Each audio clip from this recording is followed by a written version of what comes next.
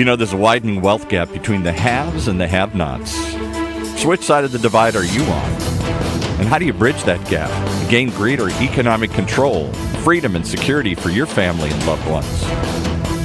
Welcome to Closing the Wealth Gap, the only show with weekly workable tips, ideas, and suggestions for average income earners like you on how to regain control of your financial future.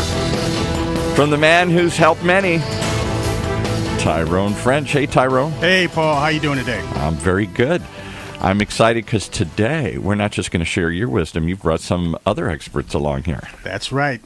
I brought a friend of mine from the military. He's a veteran. We go way back over 35 years. And he wrote this book called Healing of a Divided Soul.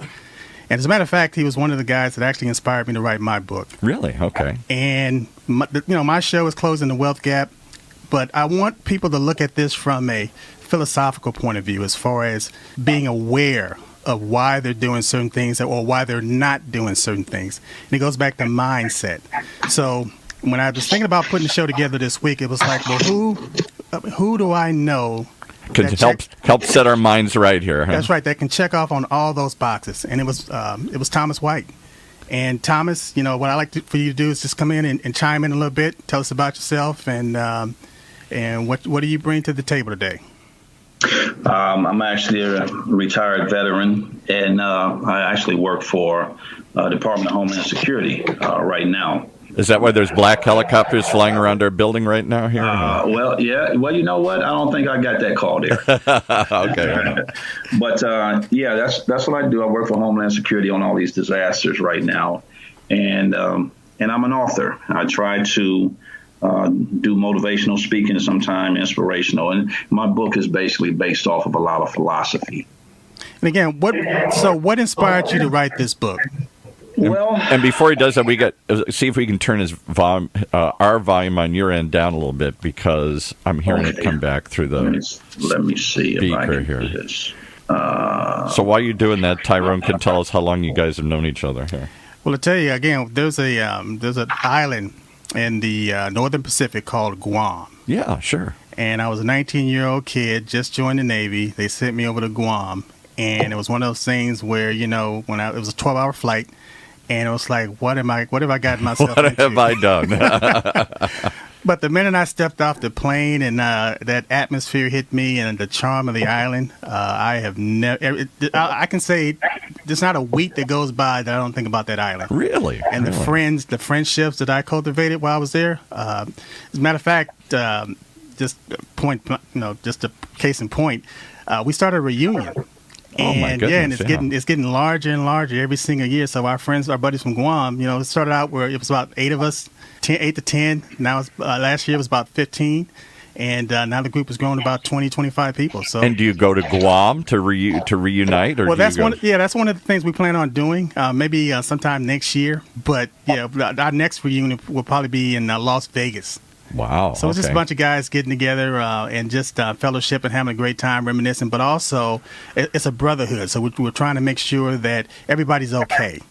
Everybody's okay. It's like my knowledge to the group, somebody else's knowledge to the group, to whereas we can actually use some type of synergy to whereas it's helping everybody within our organization, within that group. And I don't want to get too philosophical, but that's kind of who you are and why you built this radio show and the app and the community around it, because you really want everybody to check in with each other and make sure they're okay. Yes, sir. Exactly. All right. Exactly. So, Thomas, are you there?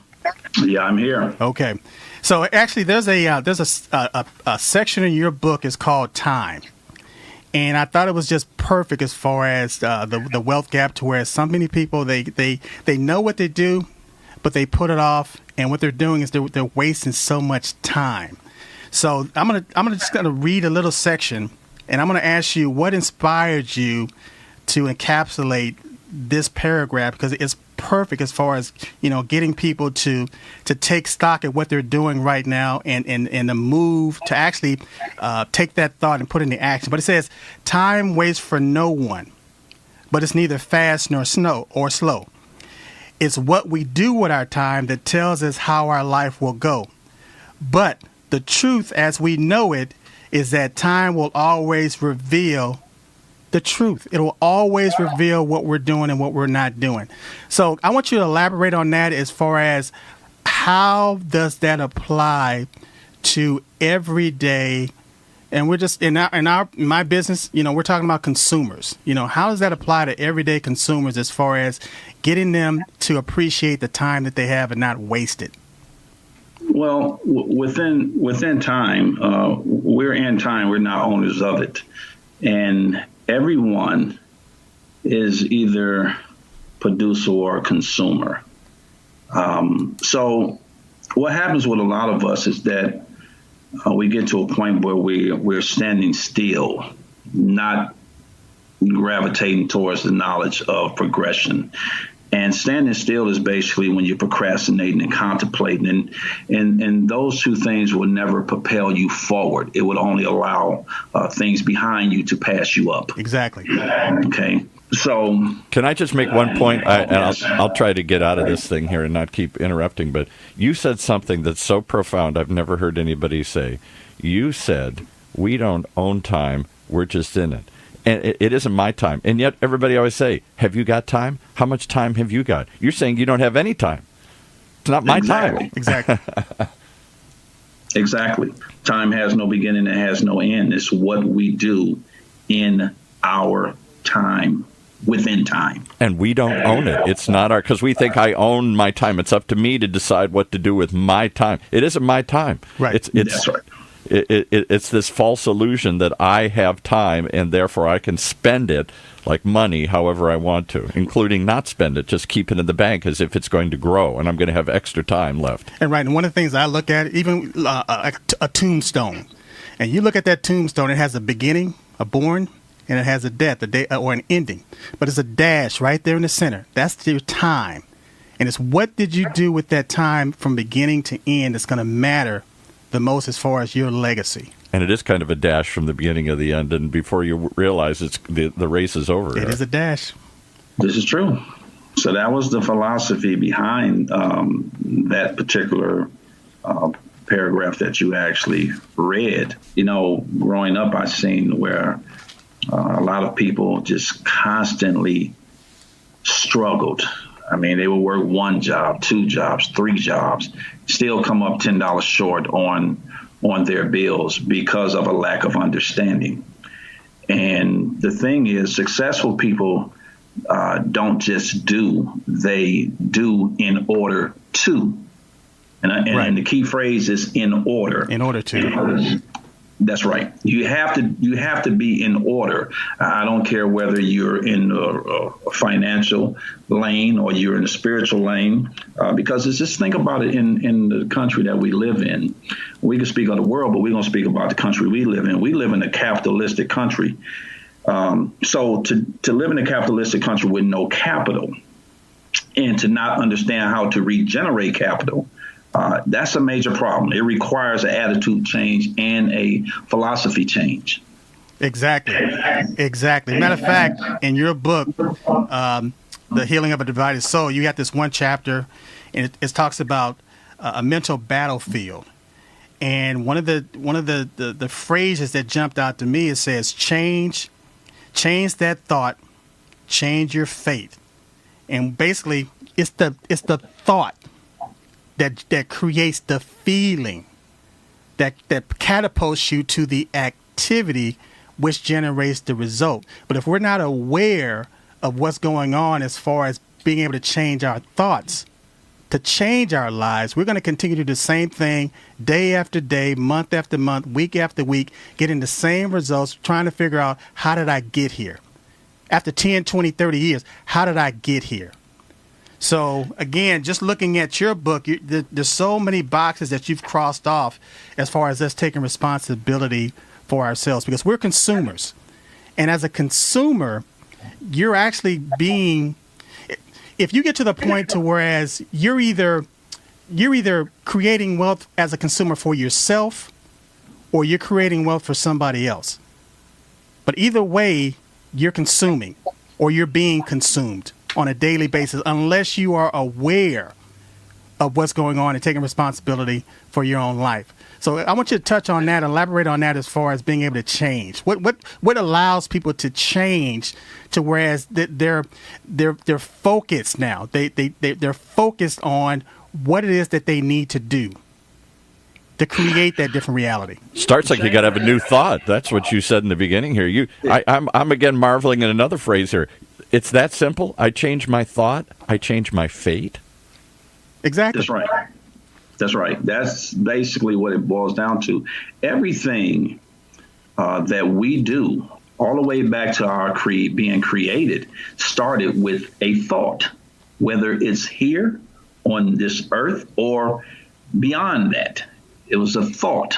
Our Creator thought about planets. He thought about creating people. He thought about these things and brought that into fruition for us to be what we are. So internally, everything within us starts with a thought. You see, in time, here's the thing. We all have this same, quote, 24 hours. Everyone has the same 24 hours if you're blessed to wake up tomorrow. So people think that they have to make these giant leaps forward when it's actually inch by inch, foot by foot, yard by yard. Exactly.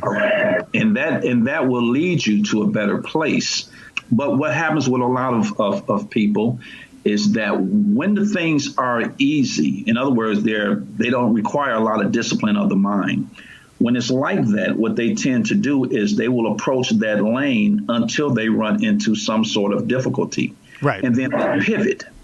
Well, they pivot right before they get to the prize. Right. Exactly. All right. And so they miss it a lot of times. And so I speak about this thing that we're on right now, this social media, this internet thing. And I say that a lot of the things that we used to have to really, really pay for higher education, the institutions, this thing that we're on right now, if you're disciplined and focused enough, you can basically get all the information from there if you use it as a learning tool. Yes.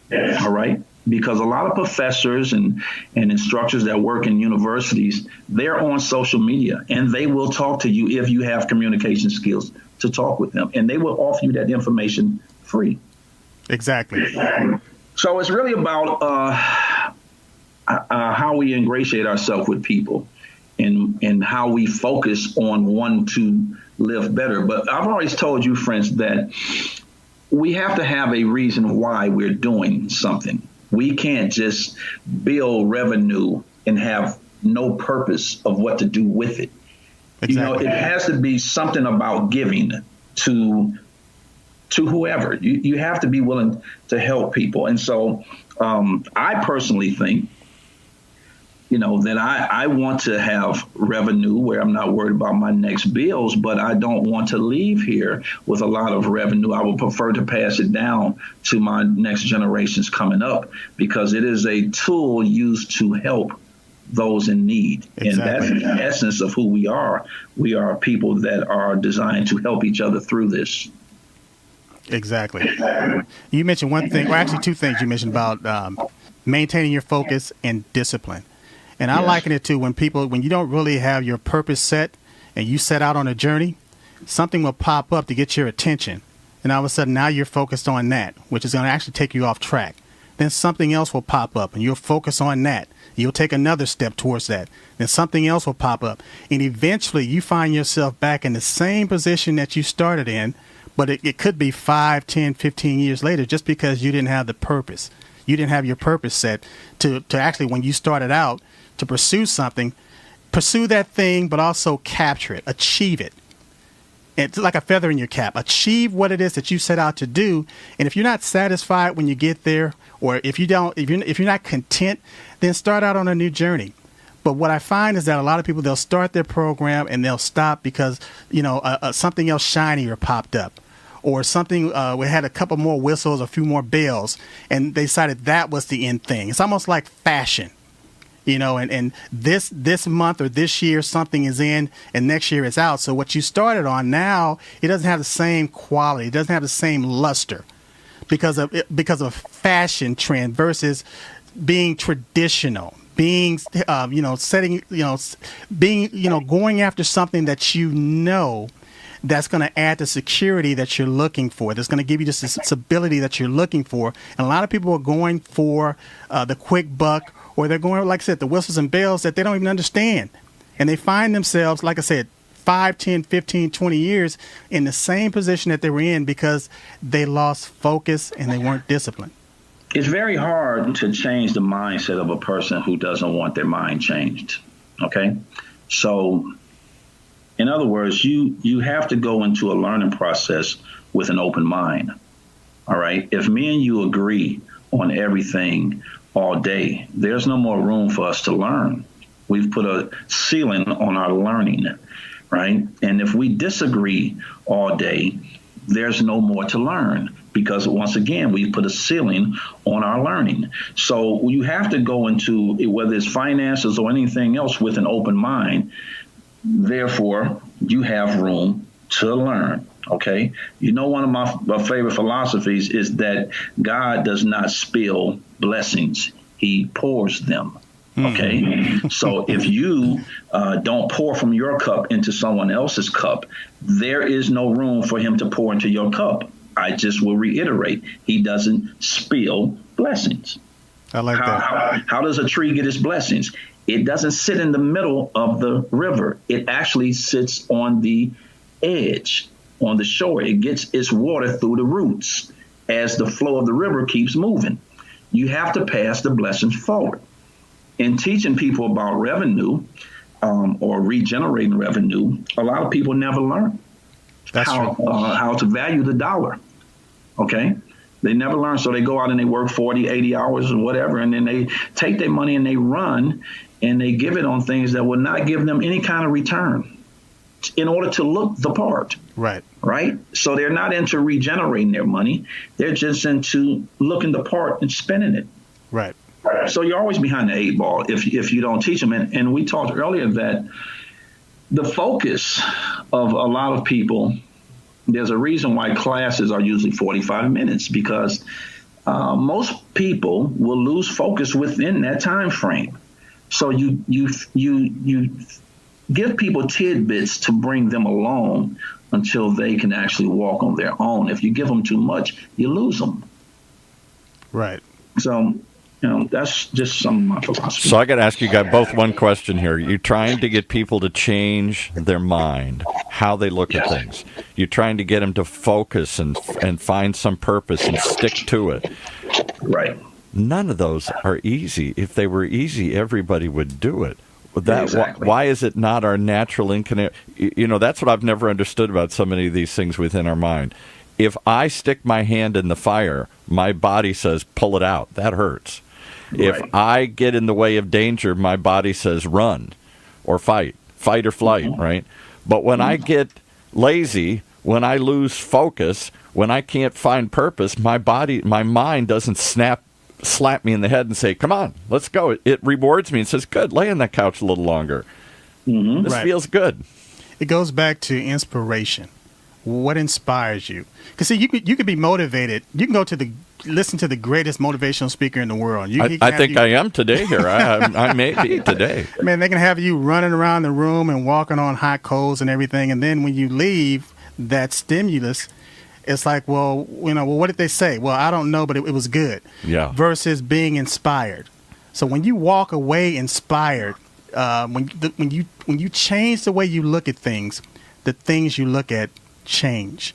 So when you walk away... Wow, you guys are blowing my mind here. Say that one again. There's another good one. I'm going to write you got about 3 or 4 of these today. Here. Well, again, I heard that from Dr. Wayne Dwyer. And he said, basically, when you change the way you look at things, the things you look at change. It's almost like your perception. You may think that you have all the answers and that you're right based on your convictions until there's another... You see the other side of the coin. There's another side to the story. And then you have a decision to make. Do I want to keep moving forward in my ignorance? Or do I want to open up my mind and learn something and solidify the truth that I'm walking in? So let me ask you another question. We had somebody in here a while ago, and I've heard this idea before. Is the world filled with abundance or shortage? Are we scrambling are we all fighting and scrambling for the few scraps? Or is it really God really is pouring forth, and there's a lot for everybody. Well, Thomas, what do you think? I believe that there is an abundance. What happens with a lot of people is that, and I really believe this, that your spirit will always tell you whether you're making the right move or a wrong move. Now, whether you listen to it or not is actually the question. Okay? So there is a voice within you that knows what to do. Exactly. Now, see, because you have to take it back to the origins of what we say. We say that God is in our heart, our bodies are our temple, right? So if that is the case, then God is never going to tell you anything wrong. How are you going to listen to it? Right? It's kind of like potential without structure and focus is what? It's nothing. It's nothing. It is a diamond mine. You mean if I go pile up a bunch of nails and a hammer and some boards, that doesn't make it a house? That's right. Exactly. That's right. It's not put together. So people a lot of times you would have to wonder how the thought pattern happens, and a lot of times it happens in our youth, because people usually they usually migrate to what they see most, and they take that as success. Exactly. Right.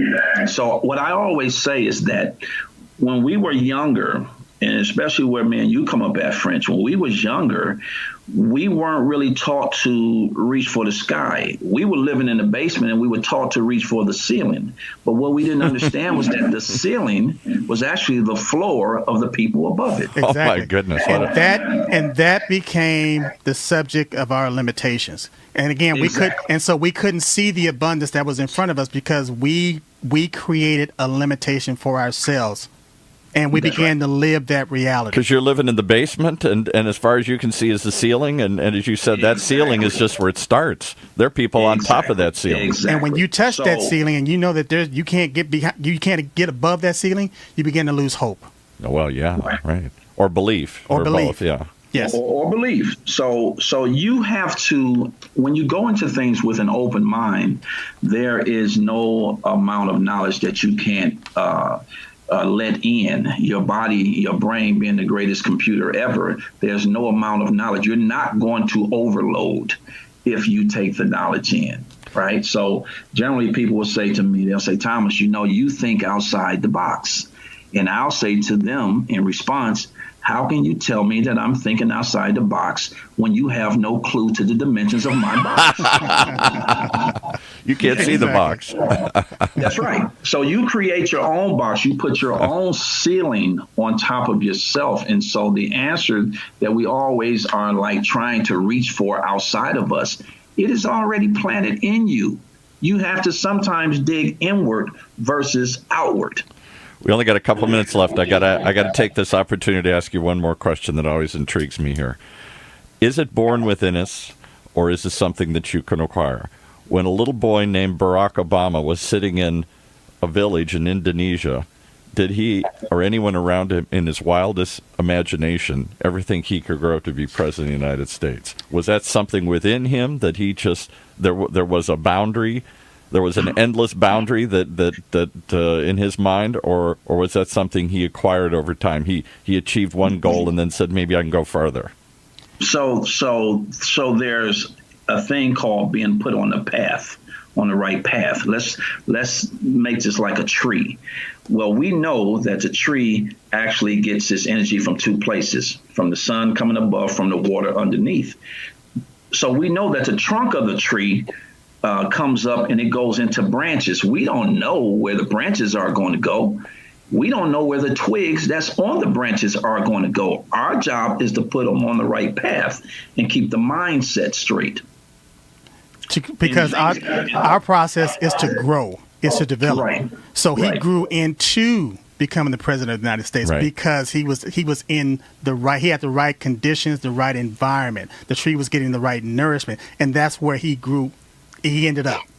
He didn't have a self-limiting view that said, a boy like me could never reach that high. Exactly. Open mind. Our captain used to tell us when me and French were stationed together, he said to me at one time, He said, Professor White, you don't have to run headstrong right into the wall all the time. When there's a door, one step over. Just open the door and step in. Exactly. Wow. Hey, Thomas, we've only got a couple minutes here, but this the last part of your book, the last chapter is called The Importance of Good Research. But in the bottom paragraph, it says, and I'm going to read this. It says, better to have facts which lead to strong beliefs that leads to faith than to have faith in a mere belief that you don't know to be based in facts. So elaborate on that. That's pretty profound. Start with the facts, not with the faith. Right. Facts can create faith because you have some foundation to build on. But if you're just starting without a foundation, you just say, I'm going to believe anything. Right. So I'm not going to say what motivated you to write that. I want to know what inspired you to put that down. What generally what inspires me is I get up every morning at 4:30 in the morning, have been doing it for years, looking for inspiration. All right. I allow myself to have an open mind, and I take what God gives me and I work with it. I dive straight into it with an open mind. So I don't even call myself the writer. I call myself the vessel for what he gives me and allows me to go into and speak on, right? Because it's not a matter of you being wrong, French, me being right. It's a matter of us bringing the knowledge that we've received to the table. Once we get it on the table, right, we can go ahead on and see what we can create from it. So it's like what works and what doesn't work. And we find out what doesn't work, stop doing that, do more of what does work. Yeah, and you can win in a loss. Exactly. Well, Paul, I mean, you're blowing my mind. All this stuff. I got to go back and listen to this thing again here. You can win in a loss. Start with the facts and build faith around that. You don't own time. You're just in it.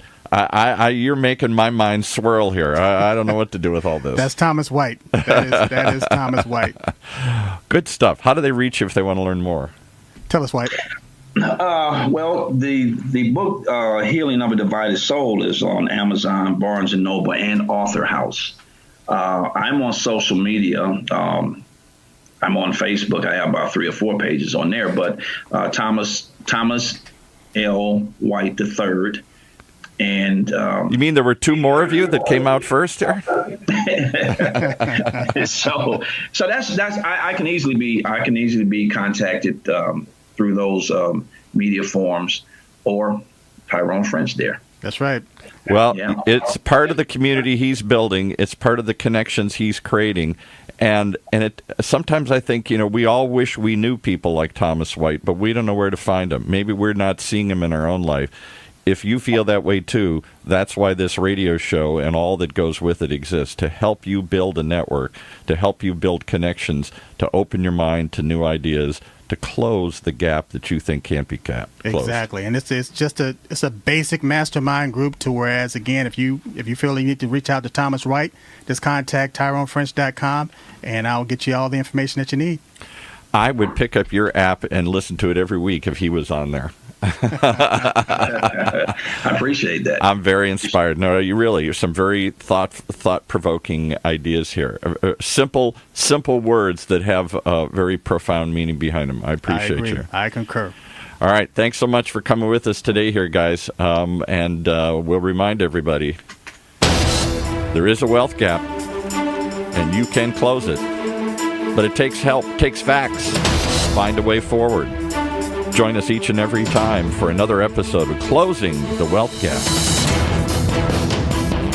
Right here in Orange County's only community radio station, OCTalkRadio.net.